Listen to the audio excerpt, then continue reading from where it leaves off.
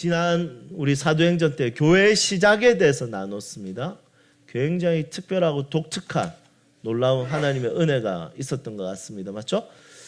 우리 그때 말씀의 은혜 받은 사람들이 너무 많더라고요. 그때 연락도 참 많이 받았습니다. 방언에 대해서 다시 생각하게 되고 또 교회의 역할과 교회의 모습이 어떻게 시작되었는지에 대해서 다시 도전받을 수 있었던 그런 시간들이었습니다. 오늘 이제 교회의 성장에 대한 이야기를 해야 되겠죠.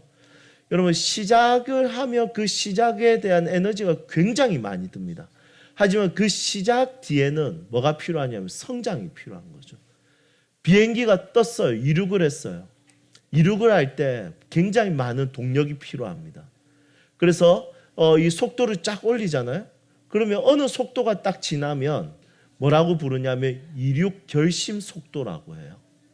이게 무슨 말이냐면 그 정도 속도를 냈으면 이제는 이륙 안 하면 이 비행기는 큰일 나는 거예요. 어떻게든 이륙을 해야 되는 거예요. 이 바닥에서는 그 속도를 이제 더 이상 감당이 안 되는 거예요.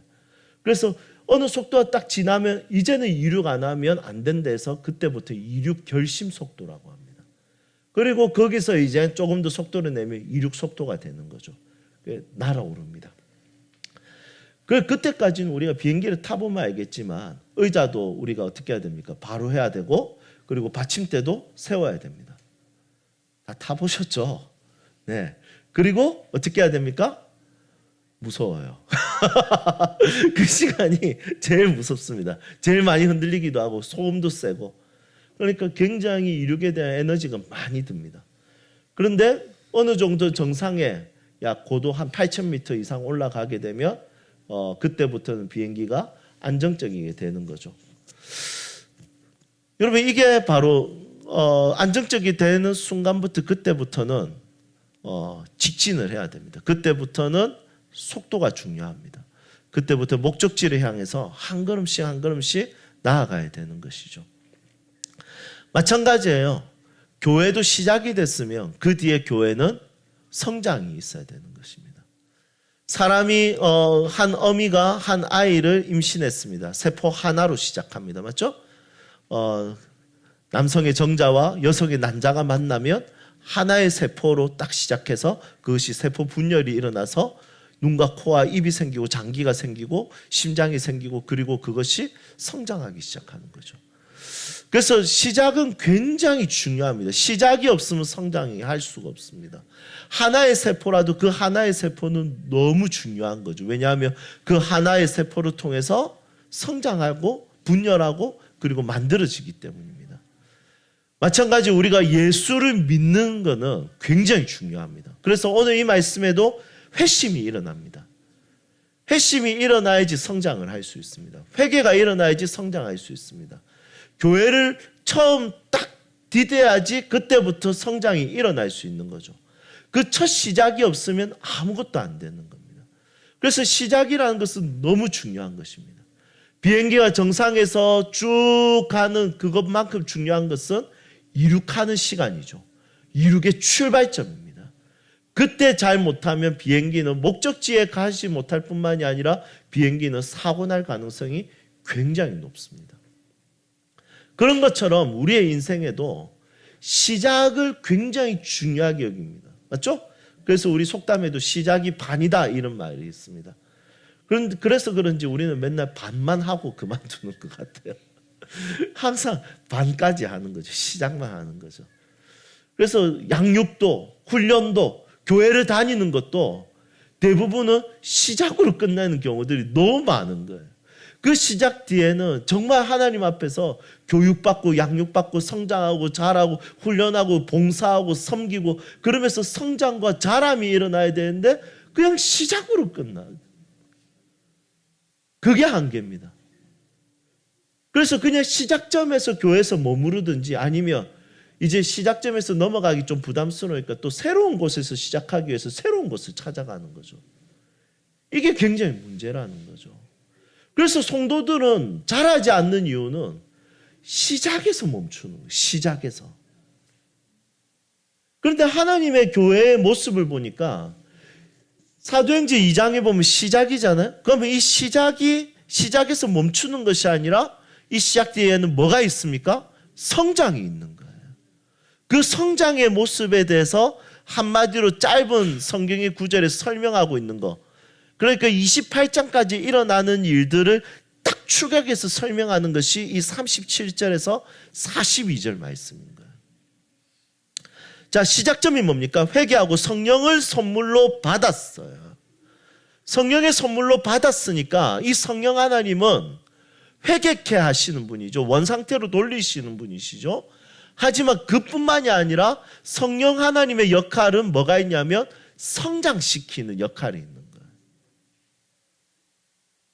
그냥 교회에 돌아오게 하는 거, 예수를 믿게 하는 거, 내가 죄인인 것을 발견하게 하는 거, 회개하고 용서받는 것이 출발점이라면 성령의 역할은 이 출발점까지 오게 하는 것도 너무 대단한 거죠. 우리처럼 목이 곧은 자가, 우리처럼 아집이 많은 자가, 편견이 많은 자가, 내 생각과 주관이 뚜렷한 내 인생에 그까지 돌아오게 하는 것만으로도 기적, 안 그렇습니까?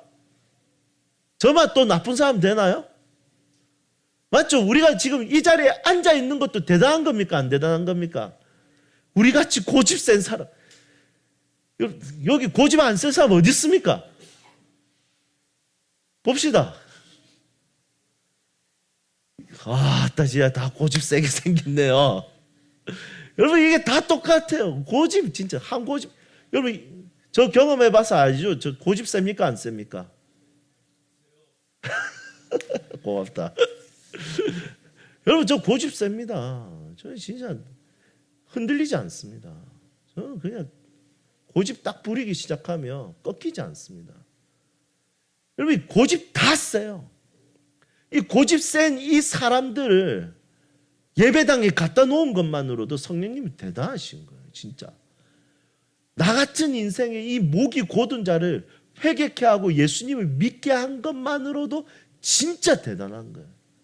와, 이것만으로도 우리는 박수 칠만 합니다. 네, 진짜.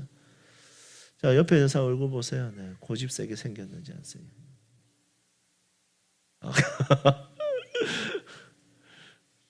굳이 옆에 볼 필요 있겠어요? 거울 봅시다. 거울. 그 사람이 제일 고집 셉니다. 거울 보면 그 앞에 딱 서 있는 사람. 예, 저는 항상 우리 사람들이 자주 이야기해요. 준여 형제님도 자주 이야기하는, 목사님은 지은 사모님 만난 것만으로도 하늘에서 받을 상급 다 받았다는 거예요. 네. 인정합니다. 네. 너무 착하고 선하고 하나님 나라의 엔젤이 이곳에 계십니다. 날개를 제가 자주 찾아봐도 없습니다. 고집 셀까요? 안 셀까요? 저는 대답 안 하겠습니다. 지은 사람이 고집 셉니까? 스스로 봤을 때? 세답니다. 별 수 없이 대답하는 거 아니시죠? 여러분, 다 셉니다. 이거 진짜 그냥 진짜 시작점에 갖다 놓은 것만 해도 이거 정말 대단한 하나님의 은혜입니다. 내 같은 게 예수를 믿고 있다는 게 진짜 너무 놀라워요. 이렇게 현실적인 우리가 선교를 가다니. 우리같이 현실적인 사람이, 우리같이 현실적인 사람이 오른손 사역부로 예물을 흘려보내다니. 와, 이거 진짜, 여러분, 이것만으로도 정말 대단한 겁니다. 근데 성령 하나님은 거기서 멈추지 않죠. 교회를 시작하게 했어요. 그리고 사람들이 모였어요. 그때부터 성령의 역사는 더 강하게 나타나는 거예요. 그때부터 나타나는 성령의 역사와 사역은 뭐냐면 성장하게 하는 역사예요. 발전시키는 역사예요. 성숙하게 하는 역사예요. 성령의 역사는 원형으로 돌려놓는 것이 아니라, 우리가 원형하면 에덴 동산으로 생각하잖아요. No. 에덴 동산이 원형이 아니에요. 진짜 원형은 에덴 동산을 만들어 놓고 하나님께서 아담과 하와에게 발전시키라고 한 거예요. 다스리라, 번성케 하라, 정복하라, 이것을 명령으로 주신 거예요. 그러니까 진짜 원형은 뭐냐면 돌아오는 게 아니라 그 돌아온 것에 대한 새로운 그림을 가지고 그것을 발전시키고 성장하고 성숙하게 하는 것이 바로 진짜 원형이라는 거예요. 그러면 이 원형은 사람이 없으면 안 되는 거예요. 하나님의 사람을 통해서 이 원형이 회복되는 거예요. 왜냐하면 하나님의 사람들로 인하여 예수 그리스도 안에서 성장과 발전에 대한 그림과 비전과 꿈을 주시거든요. 그럼 성령께서는 이 교회를 어떻게 발전시켰을까요? 41절에 보니까 우선 숫자가 많아졌습니다. 3,000이나 더하더라. 양적인 성장이죠. 여러분, 이 양적인 성장이 일어나는 것입니다. 두 번째는 어떤 성장입니까? 교육입니다. 가르침을 받아. 교육을 받는 것 자체가 여러분 그것이 성장인 거예요. 우리가 선교를 가잖아요. 선교에 대한 목회자의 비전과 꿈은 뭘까요? 그 땅에 선교가 일어나는 거? 그 땅이 잘 되는 거? 맞아요. 그런데 제 안에 더 중요한 비전과 꿈이 있어요. 그것보다. 그게 뭔지 아세요? 선교를 가는 우리 교회 사람들이 선교의 비전과 꿈을 가지는 거예요. 선교에 참여하는 거예요. 선교의 목적과 선교의 중요성을 알게 되는 거예요. 깨닫게 되는 거예요. 선교는 가서 하는 사역도 진짜 중요한 목적이지만 선교를 위한 교육이 된다는 것 자체가 여러분 이게 성장인 거예요. 그래서 교육이 이루어진다. 이게 성장입니다. 세 번째 뭡니까? 세 번째 공동체성입니다. 서로 교제하고 떡을 떼며 이렇게 이야기합니다. 성장은 공동체성이 일어나는 거죠. 지금 각각 지금 회개하고 지금 예수를 믿고 세례를 받았죠? 신앙의 시작은 각각이에요. 하지만 신앙의 열매는 공동체에 일어나는 겁니다. 그래서 떡을 떼며 교제하며 이렇게 이야기합니다. 그리고 네 번째로 성장은 뭡니까? 기도입니다. 여러분 이것을 기도를 많이 한다는 정도가 아니라 기도를 한다는 것은 그 안에 뭐가 있냐는 것이라면 그림이 있다는 거예요. 그림이 없으면 기도 못하죠. 맞죠? 제가 만약에 한결이를 위해서 기도한다. 그러면 한결이에 대한 뭘로 기도하죠? 그림을 두고 기도하겠죠. 무슨 그림입니까? 주님, 선교 캠프 때 주님 푹 삶아주셔. 이번에 꼭 예수님 영적으로 고백하고 돌아오게 해주십시오. 이게 그림이지 않겠습니까? 그럼 간절해지는 거예요. 그 그림이 없으면 기도할 게 없죠. 기도할 게 없어요. 그래서 이제 푹 삼키도록 기도하도록 이제 했는데 잘 안 삼킨 것 같기도 해요. 기도하기 위해서 가지는 그림이 있는 거죠. 그래서 그냥 기도에 힘썼다 이 말보다 더 중요한 것은 하나님이 기도할 수 있도록 기도의 제목, 즉 기도에 이루어질 그림을 보여주는 거예요. 여러분 기도한 것은 이루어진 것을 기도하진 않겠죠? 이루어질 것을 기도하지 않겠습니까? 그 안에 있는 소원과 소망을 가지고 기도하지 않겠습니까? 이것은 뭐냐면 하나님께서 기도할 수 있도록 초대교회 그들에게 그림을 보여주셨기 때문에 기도가 되는 거예요. 저는 기도 안 하는 사람은 두 가지라고 생각해요. 첫 번째 교만해서, 두 번째는 그림이 없어서. 자기 힘으로 할 수 있으니까 기도할 필요가 없는 거죠. 그리고 그림이 없으니까 굳이 기도할 제목이 없는 겁니다. 그냥 1분 기도하면 뭐하지 이렇게 생각이 듭니다. 그런데 그림이 있으면 그 그림에 대한 구체성을 가지고 기도하기 시작하는 거죠.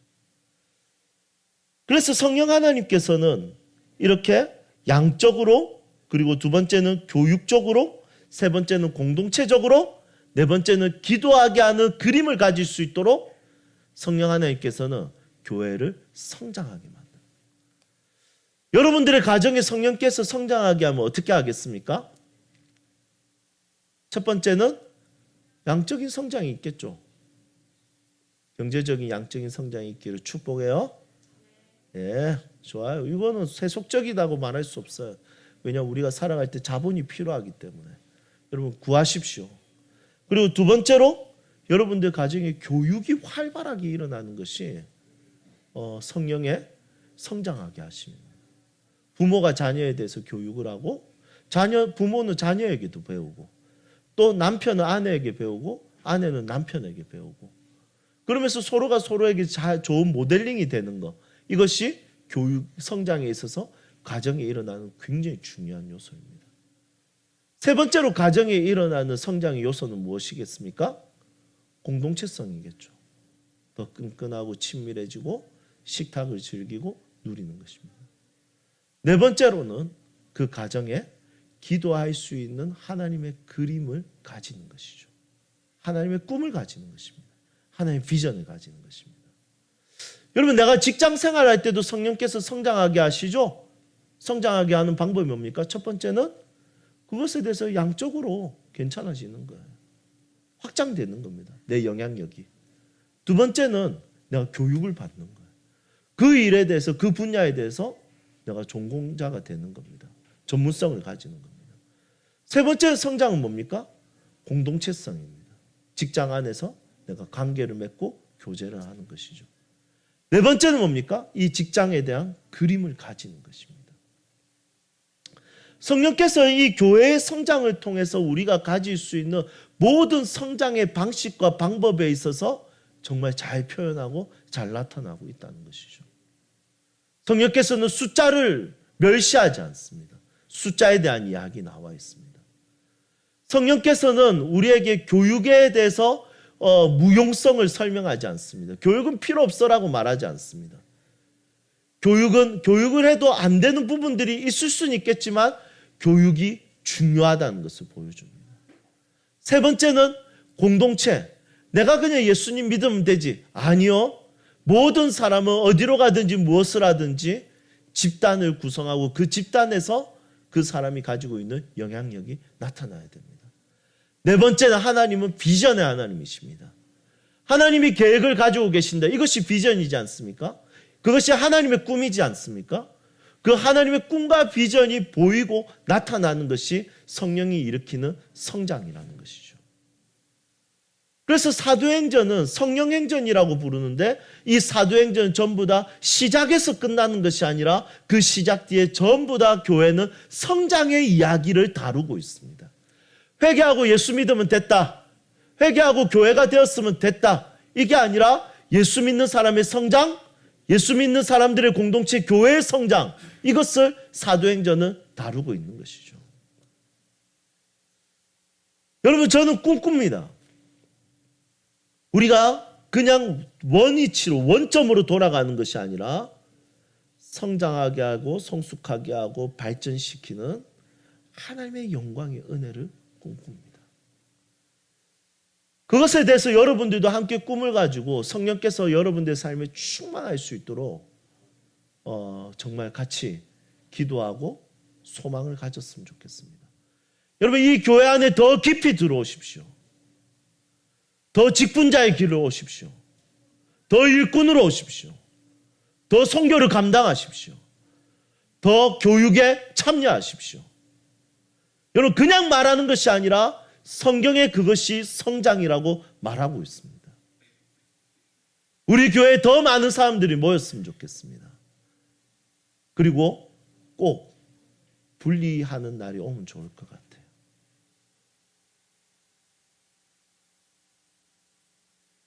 혹시 저랑 잘 안 맞는 분은 그날을 꼭 기다리십시오. 새로운 교회를 시작하시면 됩니다. 여러분 우리 교회에 그런 분리의 날이 왔으면 좋겠습니다. 싸워서 분리하는 게 아니라 진짜 이렇게 성장이 일어나서 분리하는 날이 꼭 왔으면 좋겠습니다.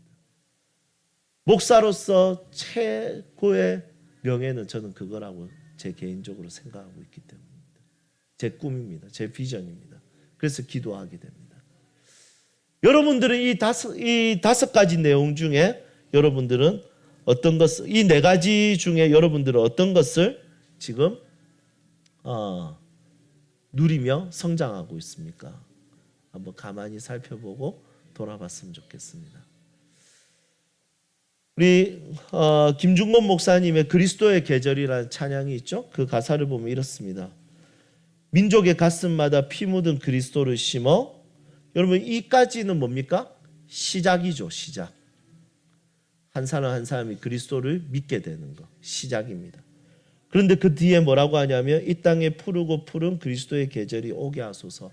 푸르다라는 말을 씁니다. 여러분 이것은 성장이죠. 그리고 이분의 기도 가운데 이 땅에 하나님의 나라가 이루어지게 하소서. 그러면 하나님 나라가 뭐냐? 모든 사람의 마음과 교회와 가정에도 하나님 나라가 이루어지는 것.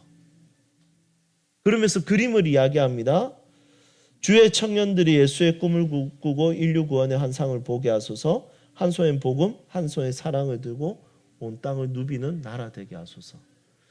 여러분 김중건 목사님은 그냥 한 사람이 예수를 잘 믿는 사람 이 정도의 꿈을 꾼 것이 아니라 김중건 목사님은 나라적으로, 집단적으로, 공동체적으로, 가정적으로, 사회적으로, 민족적으로 성장과 성숙에 대한 그림과 꿈을 가지고 이 기도문을 남기셨습니다. 여러분, 여러분들의 기도 제목은 무엇입니까?